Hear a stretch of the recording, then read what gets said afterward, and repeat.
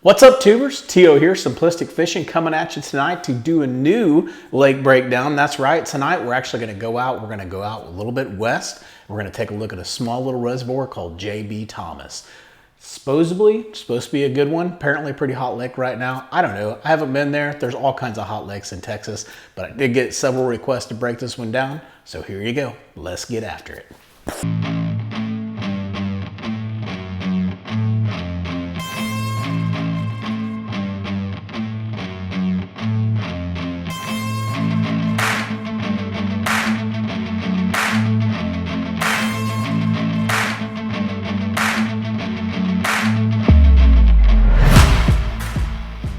Before we jump into this lake breakdown for J.B. Thomas, I do want to remind you guys you can go out to simplisticfishing.com. You can either search for J.B. Thomas or you can click this waypoints button that will take you down, break everything down by the different lakes in different states. If you go to Texas lakes, you can then search for it alphabetically. If you want to do it that way, you could find it that way, or you can come up here to the top. Easiest way to do it would be just search for J.B. Thomas. Once you do that, it brings it up. Select either digital. We can email you the files. You can put them on a card, put them on your graph, import all these waypoints into your graph, or you can select the SD card option. If you do that, we'll build the card for you and we'll ship it to you. Let's go ahead and jump out, go over to Google Earth, see what we found.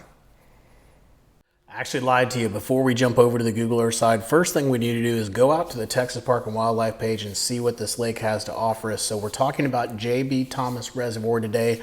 Lake characteristics, looks like it's located on the Colorado River, 12 miles southwest of Snyder. This is a pretty small lake. The surface acres are only 7,282 acres. The maximum depth, however, 61 feet. As well has a mean depth of 13 foot. It was impounded in 1952. The current lake level, you can click that. That'll show you what it is. Right now, at least when the last image in 2023 showed the lake being down pretty good. It does say that it does fluctuate and it is severe, 4 to 10 feet annually. Normal clarity is turbid. The visibility is 1 foot or less. So typically when you see this, it means that this is not a good lake to go bass fishing in. Typically, at least that's what everybody would tell you. But rumor has it that this lake is like the new little tiny ivy that might be out there, so you may want to go check it out. Let's keep going down and see what else they put in here. Predominant species: largemouth bass, white bass, channel flathead, and blue catfish, white crappie. If you look down here to the angling opportunities, it says the largemouth bass is fair, so it doesn't look like it's a crazy great lake for largemouth fishing. And then if you go and you look a little bit later on down where it talks about fishing and cover structure, it basically says that cover and structure are limited due to very low water levels. Most structures limited to just rock outcrops in the lower end of the reservoir. Also talks about being cautious when navigating this reservoir. It may look like wide open water in the upper portions, but the water is very shallow and has occasional stumps and rocks. And also, if you look at tips and tactics, low water levels and turbid water make fishing a challenge. Focus efforts on cover and structure available in the lower reservoir. So pretty much when I read that, makes me not really want to go fish the northern end of the reservoir if I'm reading based on that. And it also makes me really not want to fish this lake. But again, I've heard some really good stuff about it, so I think it might be worth going out and checking out this lake. Before we move on, let's go ahead and look at the lake records, and maybe this will help convince you to go out there and take a look at this. May 15th, 2023, Mike Stanford on a square-bill crankbait caught an 11.73 pound bass, a largemouth. So there are some big ones in there, definitely.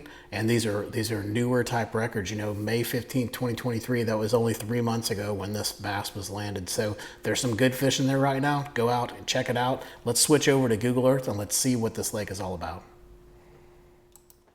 Here we are out on Google Earth, and what I wanted to show you guys is what we were able to find on this lake. Now, as the fishing page said, there wasn't a lot of cover, a lot of things for us to mark, but there were some certain areas that looked like it had some potential. Now, obviously, unfortunately, We did find some pretty good stuff up here on the northern end, but according to that fishing page, they don't want you to go up there, or like it's not go up there, but just said be very careful up there. But still thinking there's got to be some decent fishing up there if there's enough water in the lake and clarity and all that good stuff. But let's go ahead, start down here by the dam, and then we'll work our way around this lake. But before we do that, I'm gonna go over here to the left side. I just want to show you guys how we have everything broke down. So first off, we have all of the channels in this lake marked. So these are the exact channels. The way that we were able to do that is we were able to draw the water down, say to 2013 here. And in 2013, this water was really low, and so we marked exactly where those creek channels are. Why is that beneficial? It's always good to be able to fish those creek bends, creek channel swings, things like that. Definitely take advantage of that. We've also got cover, so lots of different types of cover. Not a ton, but we've got some ponds, some road beds that are up here on the northern side, some hard spots. Like if you zoom in here, you'll notice you got a couple hard spots in there. Couple more right here. We've also got some rock that we identified as well. You've got some a levee that's back here too that may be worth taking a look at, maybe like an old pond levee or something like that. You've got some structure that's over here too, some man-made structure to take a look at, another ponds back there. And then we've got ramps. So there's not too many ramps on this lake, just a couple, those two down there at the bottom. And then of course, here's your rock. So this is all kinds of different areas where we found rock outcroppings, rock tops, stuff like that, stuff that fish would be related to. And then last but not least, probably the most important on this lake is going to be all the offshore hotspots. You don't see those here, but if I double click it, you're going to notice the timeline up here goes up to 2023 when we did these offshore hotspots. And now as I pull it back, you're going to start to see all of them here in just a second. These are all the different offshore hotspots that we have out there on the lake. And I think those are going to be the more important ones. Definitely fishing more here towards the lower end of the reservoir. This is going to be more of an area you want to go. The lake you can see right here, and this image is down quite a bit. Of course, seeing that it fluctuates so much, if I move that to 2022, you know, it's going to look totally different. This lake definitely does move around a lot. But anyways, I find one that's more full, and then all this stuff that we had marked is now underwater. So definitely going to be an interesting one to fish. But like I said, heard good things about this one. Hopefully you guys do good out there while you're working on these spots. So let's go ahead and start here on the dam. Let's work our way up. I'm going to move this down to 2013 so we can see what we're looking at. And we're just going to go through this really quick. Now I'm going to talk about it here on the next video when we talk about the offshore spots for this lake. When I talk about that, I'm going to talk about there's a creek bed down somewhere right in here that you'll want to kind of check out around the dam. And there's also some type of a creek channel, or actually it might be the Colorado River right here where it's coming into the dam right around in here. This would also be a really good spot to go take a look at. But as we move up, a couple things we see here. First, we got the little pond that's up there. That's only going to come into play when the water's up quite a bit, a lot more than what it is here. Now, of course, here you can see the campsites. Let's draw this back to, let's go back up here. There's that pond just disappeared. That pond's pretty much gone. Let's say this 2018, this is what it's supposed to look like. So you can see here, we're pretty far off of the bank line. In 2013, this water has came down quite a bit. So it looks completely different, almost throws you off. Here, you know, you had the pond. Here we've got some type of a structure. I don't even know if that structure is still there. Let's move this up. Looks like that structure is gone now, so we'll go ahead and get rid of that waypoint. I guess we were thinking that was permanent, but clearly it's not permanent.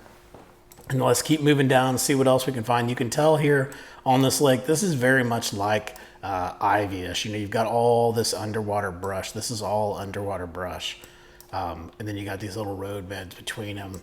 Very tough to fish. You got to kind of learn how to fish these. I'm not an expert at fishing these types of lakes at all, but I definitely know, you know, the standard stuff to look for, the creek channels and stuff like that. So not seeing much here that really jumps out to my eye that says, hey, come fish this, until we get down a little bit over in here into this section. Now, right in here where you have the river channel coming through here, you could have some hard spots that are right up in here, but I don't see too much rock. It just looks like a bunch of flooded brush everywhere. And until you get up here and finally you get to this hard spot that's right in here.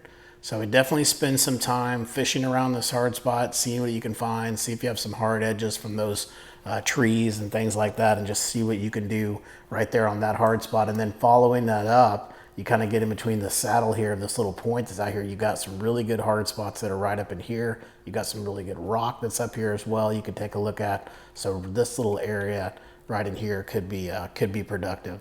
Then we're going to get up here. Again, we're on that northern end, so what we read from the Texas Park and Wildlife makes me a little bit nervous, but I'll go ahead and mark these points for you guys, and hopefully some of the people that have fished this lake can tell you if it's worth coming up here and fishing. But you've definitely got a pretty good little road bed here. You've got really good creek channels. The river channel, Colorado River, is going right through here, so you've got that marked. So you've got some really defined lines on those.